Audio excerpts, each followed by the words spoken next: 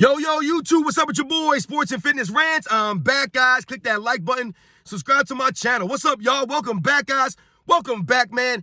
Got another great video for you guys today. As usual, you guys know the deal. You know what we're here to do. We're here to celebrate Michael Jordan. We're here to celebrate the 80s and the 90s. Put some respect on these guys. Stop all the lies, right? You guys know what I'm here to do.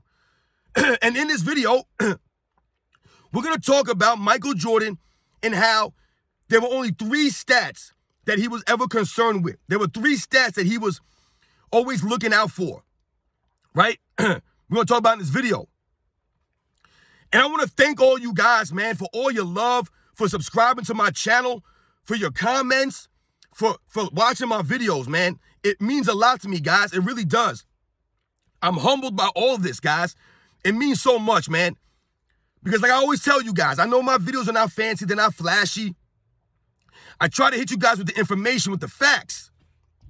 So I really respect all you guys showing me love out here, man. It means a lot to me, guys. It really does. And I want to send a special shout out to Eric C. Eric C, man, for the super thanks. I really appreciate that. Thank you very much. Once again, Eric C coming through with the super thanks, man. Shout out to you.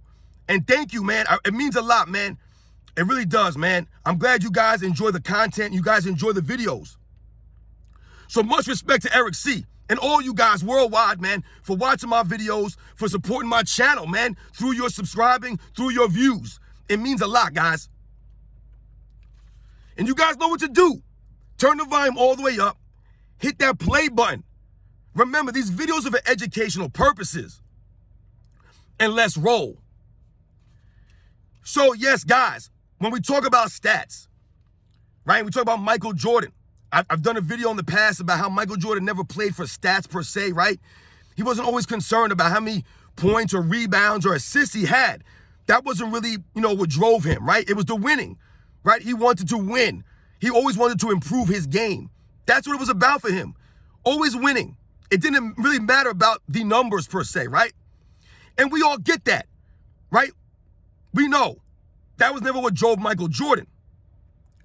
However, I was reading an article and it was talking about Tim Grover. They were interviewing Tim Grover, Michael Jordan's trainer.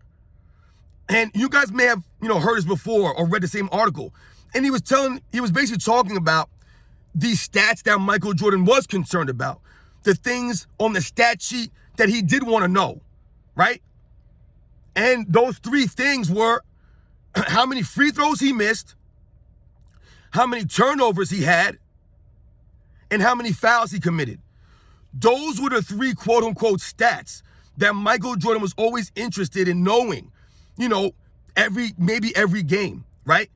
He didn't care about how many points he had or rebounds or assists or steals, right? Blocks, none of that stuff, right? He didn't care what his shooting percentage was, per se.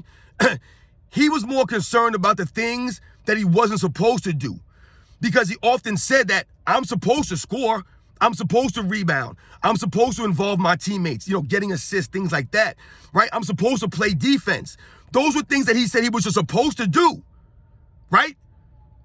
But the things that he wasn't supposed to do was turn the ball over, miss free throws, and have, unnecessary fouls, right? Bad fouls.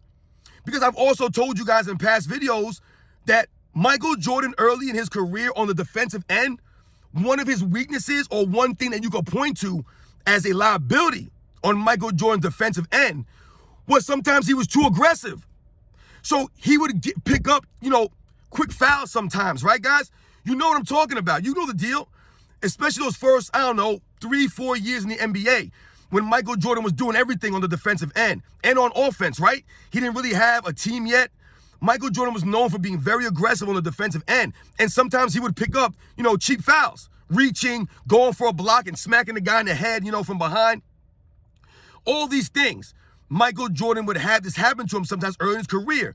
So when you hear him say things like picking up cheap fouls, right? Not committing bad fouls, it makes sense because early on in Michael Jordan's career, sometimes that would happen to him. It would be a negative, his aggression on the defensive end. He was very aggressive.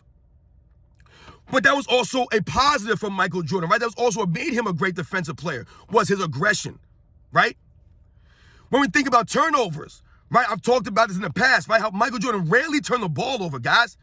And now you think it makes sense why? Because he was conscious of these things. He was aware of turnovers, right? He didn't want to commit silly turnovers, right? Make bad passes, commit charges, dribble the ball off his foot, right? Mishandle the ball. I told you Michael Jordan's ball handling was excellent, excellent. Once again, we look at Michael Jordan's usage rate, how often he had the ball in his hands late in games, in crunch time moments, right? When the Bulls needed him most. Michael Jordan's the highest usage rate in NBA history. But yet, if you compare him to other guys that are top 5 or top 10 in usage, he's nowhere near those guys on the turnover list. Nowhere near those guys. He doesn't even have over 3,000 turnovers yet. I believe he's ranked number 32 all-time in turnovers. But he's the highest usage. The other guys that are top 5, LeBron, Allen Iverson, Kobe Bryant, these guys, Russell Westbrook, they're all top 5 in turnovers. Not Michael Jordan. He's not even top 30, guys. Because he rarely turned the ball over. And why was that? Because like Tim Grover said, he was aware of these things. He made a point to have good ball security, to not turn the ball over easily or carelessly, right? It mattered to him. Those turnovers mattered to him. Where you've seen a lot of guys in this era, they don't care about turning the ball over. They turn the ball over left and right. It doesn't matter to them. And why is that? Because the media never points these things out. They'll pick and choose who they, want to blame for turnovers, right? Russell Westbrook will have 5 turnovers in a game, and they'll go crazy on Russell Westbrook. But another player can have 7 turnovers in a game, never gets mentioned, right? James Harden is a turnover machine, but they don't hit James Harden like they do Russell Westbrook. But Michael Jordan was always conscious about the turnovers, which is why he rarely turned the ball over, guys. Very good with handling the ball and not turning it over carelessly. And then we think about missed free throws. Missed free throws. Another aspect of the NBA game that's gone completely out the window. People working on their free throw shooting. We have guys that have been in the NBA 10, 15, 20 seasons. Never worked on their jump shooting from the free throw line. Nothing. Right? So they're mediocre free throw shooters their entire careers. They never worked on these things. Right? They didn't care. They weren't conscious about it. Whereas Michael Jordan, as Tim Grover said, he worried about missed free throws. He looked at that and he didn't like it. He didn't want to miss free throws. Now we all know you're not going to go 100% for your whole career, right? That's impossible. Even the best guys miss free throws. Larry Bird and Steph Curry and Reggie Miller and Mark Price. All these guys have missed free throws at some point, right? Ray Allen, right? These guys shoot what? 88, 89, 90% from the free throw line, right? 91%, the top guys, Steve Nash, Kevin Durant. But look at Michael Jordan's free throw percentage throughout his career. He's what? 83, 84, 85%. That is an excellent free throw percentage. Excellent. It's not elite. The elite guys are the guys I just mentioned who shoot in the upper 80s to the low 90s. Right? But Michael Jordan shooting in the mid 80s is excellent, is an excellent free throw percentage to have. Once again, there are guys who have, been in the league a lot of time, right? Many years. They're wing players. They can't shoot free throws with any consistency. One season they're 69%, the next season they're 72, then they're 70, then they're 68. They're all over the place, right? Mediocrity. But Michael Jordan, being the basketball savant that he is, being the guy that he was, right? Always trying to improve and being conscious about missing free throws, right? He didn't want to do those things. That was a negative to him, right? So you can tell by the way his career went. He was an excellent free throw shooter. It wasn't by accident. These things matter to Michael Jordan. So when we think about it that way, a lot of times these days, guys are worried about their points. They're worried about triple doubles. They're worried about double doubles. They're worried about rebounds. They're worried about assists, right? But they're not necessarily worried about playing defense at a high level, right? They're not worried about their turnovers. They're not worried about missing free throws. They're not worried about picking up cheap fouls, right? Because they don't give effort on the defensive end. So they're not worried about picking up fouls, right? Because in order for you to pick up cheap fouls, right, especially as it pertains to defense, you have to be giving an effort. You have to be trying out there, right? These guys don't really do that anymore. And then yet they'll consider these guys all-around players. Why? Because they'll have some assists, right? And they'll score some points. Is Trae Young a great all-around player because he'll drop 20 and 10 or 30 and 10? No. What defense does Trae Young play? Right? How many turnovers does Trae Young have? Right? Is James Harden this great all-around player? They call James Harden this great playmaker and all these things.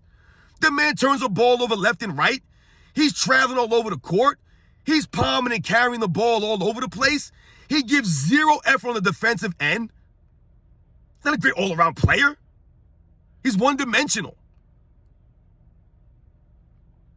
Michael Jordan never cared about the quote-unquote stats, right? The things that he was supposed to do, like score the ball, play defense at a high level, right? Rebound, assist, right? Get his teammates involved. Michael Jordan always did that. He said, that's what I was always supposed to do. There was nothing special about that. Right? I don't know if you guys remember that Chris Rock stand-up, right? He's got quite a few. But there was one in Chris Rock's stand-up that he said something about people always want credit for things they're supposed to do. Right? He talked about, people raising their kids and being like, yeah, I take care of my kids, blah, blah. Like, dude, you're supposed to take care of your kids. People want credit for things they're supposed to do. That's where we're at now in society. Everybody wants a pat on the back. Everybody wants a doggy biscuit for something, right? But these are things that they're supposed to be doing out there. You're not doing anything special. And that's what Michael Jordan said. All those things I'm supposed to do. I don't need credit for scoring or playing defense or getting some rebounds and some assists. Those are things I'm supposed to do as a great player, right? But the things I'm not supposed to do, those are the things that I want to really focus on. Those are the things that matter to me. The fouls, the missing free throws, the turnovers. So shout out to Michael Jordan. Shout out to Tim Grover for sharing that kind of stuff. And shout out to all those guys in that era, the guys who keep getting crapped on, the guys who play to play. They play to win. They play with intensity, with heart, with grit. They didn't load manage. They didn't flop around. They showed up for the fans. Right? It mattered to them.